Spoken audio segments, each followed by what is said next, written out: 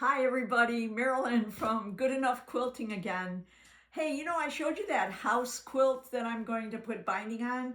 There's like 25 feet of binding to put on that. So I promised my videographer, Charlie, my hubby, that this would be the last one today. So this is the last one we're going to do today, but I'm starting to really get into this.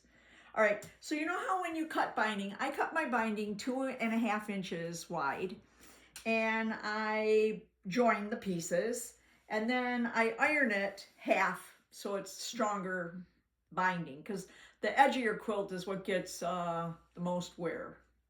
All right, so I have all, look at this on the floor here, Charlie. Look at that pile of binding.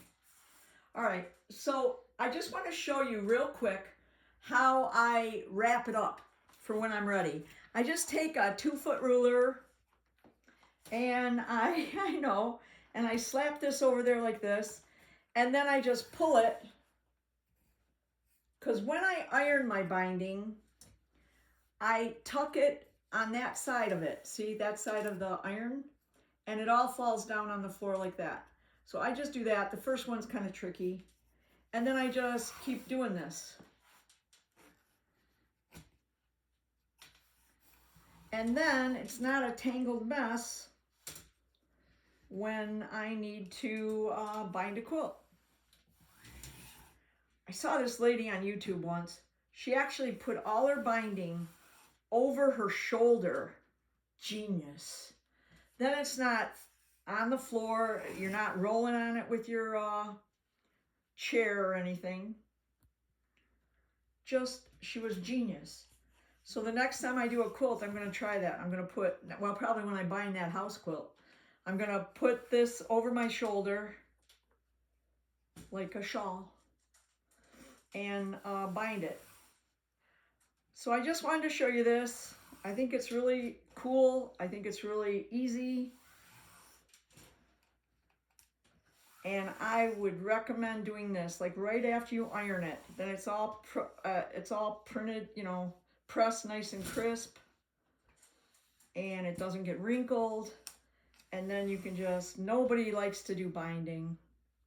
You're already done with the quilt. You're ready to move on, right? You're already done.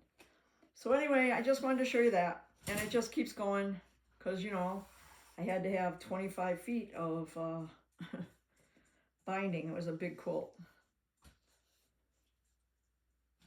And that's it. That's all I wanted to show you. Do you still want to watch me do it for a while, Charlie? Well, I don't care. You don't care? All right, well, let me finish up and I'll show you how I finish it.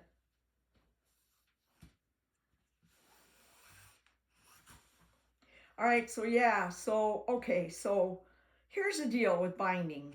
Since I gotcha and I'm doing this easy thing, I can talk and do this. I can multitask. It's Good Enough Quilting, right? So I used to sew bindings on the front of quilts, and then I would hand stitch them to the back. And a friend of mine said, "Why are you still doing that? Nobody does that anymore.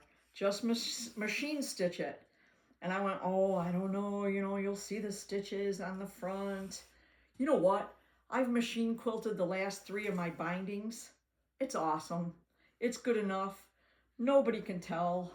I mean, a purist, but again, Good Enough quilters, we don't want to be in a quilt show. We have no desire to ever be in a quilt show. So I'm going to machine bind this one to that house quilt once I'm done. For me to hand stitch 25 feet of binding would have taken me, with my eyesight and my bad arthritic hands, would have took me weeks to do. And I would have been cussing, and it wouldn't have been fun. The dogs would have been cowering. It wouldn't have been good. So now I machine stitch it, and it's just fine. The way I do it is I still sew it by machine onto the front, the raw edges to the front of the quilt. And then another thing I learned that really made a big difference is I iron my binding. After I sew it to the front and I turn it to the back, no, I do it right after I sew it to the front. I sew it to the front and then I iron that bad boy down, and it is so much easier to machine stitch. That's it. Reach the end.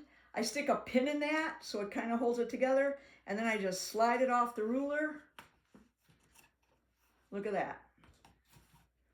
How cool is that? So, all right, I promised my hubby that this would be the last video for today. All right, guys, I'm done. Have a nice rest of your weekend. See you later. See you later. Bye.